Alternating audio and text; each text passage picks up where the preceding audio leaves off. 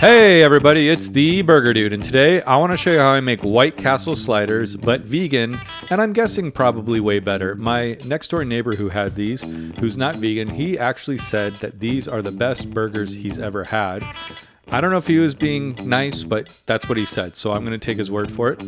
And these are pretty fantastic. I had White Castle once in 2004, quite drunk, and they were okay. These were definitely way better, so take that for what you will. And they're incredibly simple to put together. We're going to start off with some plant-based meat, of course, and I'm using Impossible here because we are going to do 12 2-ounce patties, and that's 24 ounces of plant-based meat right there. So lay down some wax paper, and then we're going to lay our bricks of meat on top of that. And then next, what we want to do is get another piece of wax paper, and what we're going to do is just flatten that a bit with our hands, and then grab a rolling pin or some sort of rolling device that you've got handy. And what we're trying to do here is just match the width and length of our dinner rolls that we have. And these are vegan. I found these at my local Kroger/Ralph's. Just make sure, check on the back for the ingredients. There's no egg or milk or anything like that. And just continue to use that as a reference and just refine the shape of your big old slab of meat. And right there I realized, you know what, I went a little too wide, so I'm going to have to end up reshaping it. And it's not a big deal. This stuff is actually pretty easy to work with, especially when it's on that wax paper like that. So just continue to refine it, and once you got it to a shape that you are happy with, it's time to cut it up. So since we're doing 12, what I'm going to do here is I'm first going to slice it down the middle, and then I'm going to slice it in the middle on each side right there to cut it into 4 rows. And this is where I decided I was not going to just eyeball it anymore, and I was going to employ one of the rolls, and this is a good idea. And of course right there I realized, oops, so I smoothed it out with my finger. There we go. So just make sure you have a roll for reference. Next, what we're going to do is we're going to poke some holes. And this is the iconic sort of trademark thing about White Castle burgers, these holes, because they typically grill the burgers directly on the onions. The burgers never actually touch the grill itself. So these holes allow the steam from the onions to cook the burger through. And that's what I tried initially, but I didn't really like it. So you'll see I made a couple of modifications. And once you got all your holes punched, we're going to put it on a baking tray, and then we're going to freeze it for at least an hour. I actually froze mine overnight. And so next, I know I try to stay away from obscure ingredients. I like them to be as accessible as possible. But if you can get one of these exploding onions, they're going to make your life a lot easier. But if not, you can just go ahead and slice it up as you do with a knife. No big deal.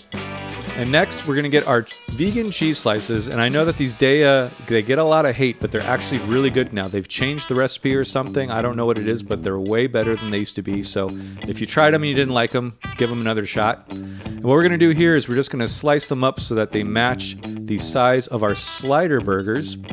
So we're just going to cut off the edges like that to create a nice square slice like that. And with these scraps, you can just save them and use them in nachos or mac and cheese or whatever you like. I can actually eat these raw, if you can imagine that. It's pretty rare for a vegan cheese. Before we start grilling, I also like to prep my dinner rolls, aka my slider buns, and just give them a nice slice right down the middle. I leave a little bit of a hinge just to keep them together so they don't fall apart. So just make sure you do that. You want to have your mise en place. I think that's how you say it.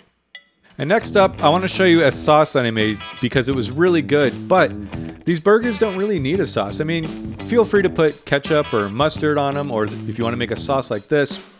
They were obviously super good with the sauce, but they were fine without it too. Like, they really didn't need it. But if you want to, go ahead and make a sauce like this. I just threw this together. I wanted to show you all how easy it is to throw together a really good burger sauce. I typically like to use 2 parts mayo to 1 part ketchup and mustard, and then a little bit of pickle brine from a pickle jar, and then some cayenne and some smoked paprika, maybe some garlic salt. Did I do? Yep, garlic salt. And give that a blend. And this is just a super duper good sauce. I actually used it for the fries later. It was a great fry dipping sauce. But yeah, it's super easy. I feel like a lot of times people maybe don't realize how easy it is to just whip up a sauce like this. Just put a bunch of stuff together that you like. It's probably going to taste good. So now what we're going to do is we're going to grill up our onions. And so this is what I'm going to do different, is because like I said before, the White Castle's burgers are usually cooked directly on the onions. And the idea here is that the holes in the burger allow the steam from the onions to cook the burger through. And that was, okay, but honestly, I like a little bit of char on my burger. When you do it that way, you're basically just steaming the meat, right? So if you cook it directly on the grill like I am here, you're going to get some of that caramelization that you're not going to get if you just steam them on top of the onions. So what I'm going to do here is just make sure that our onions are not getting cooked too unevenly. So just scooch them around a bit like I said before. And then we're going to flip the burger, and when we flip it, we're going to put it on top of the onions. And so it's kind of a happy medium between the way that I like to do it and the way that White Castle does it. And in my opinion, I liked it a lot better. I did a few tests where I cooked it the traditional way. This was way better in my opinion. No shade to White Castle. I'm sure they know what they're doing. They've been doing it for like 100 years, but for me personally, I liked this better. So get your burgers on that bed of onions, and then next what we're going to do is we're going to add, I think, the vegan cheese on top so that we can get it melted, because again, traditional White Castle, you put the cheese on after the burgers are cooked, but non-vegan cheese melts a lot easier than vegan cheese, so let's just do it this way. Another thing we're going to do different, don't use an ugly pickle like that, but apparently according to my research, White Castle only does 1 pickle slice per slider, which feels kind of wrong, so let's do at least 3, 4, you could probably even sneak 4 on there if you want. And then let's put the top bun followed by the bottom bun, and this is going to help steam the buns as well as trap the steam in to cook the meat a little bit more. And this is the traditional way that they do it. I'm mixing it up a little bit by putting the cheese and the pickles on there first, but you know what? Who cares? It's going to turn out great. And since I don't have a melting dome that's big enough, I used a bowl. And if you do that, just make sure you use some oven mitts so you don't burn your hands. And now we're just going to take these off and then place them on top of the bottom bun that we just pulled off there. And these turned out great. Steamed buns, if you've never tried them, I like them. However, this next round, what I'm going to do is another little bit of a mix-up. And instead of steaming the bottom buns, I'm actually going to grill them on the grill themselves so that they get browned as well.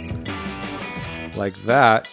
And that, for me, that's just my personal preference. Again, you do whatever you like. You cook these traditional if you like. You cook them the way that I cook them if you like. Do some tests, try it out. Personally, this was the optimum way for me. And I did cook up 12 of these. I didn't just do 4. There you go. There's a side shot. I realized I didn't do any side shots, but there you go. That's what they look like on the grill. And now once you got them removed, it's time to eat them. And there we go. Crinkle cut fries, 4 White Castle sliders. I can't really think of anything better. Look at that. I'm just going to pause for a moment.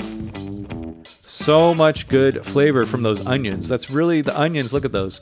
They really do the heavy lifting on this burger. I mean, the dinner roll is actually kind of a nice move too. I wasn't expecting to enjoy that as much, but it is a good move as well. And I'm going to show you all that I indeed did eat all 4 of these as I hovered above the camera like that. I just want to show them off because I was quite proud of these. I think they turned out pretty good.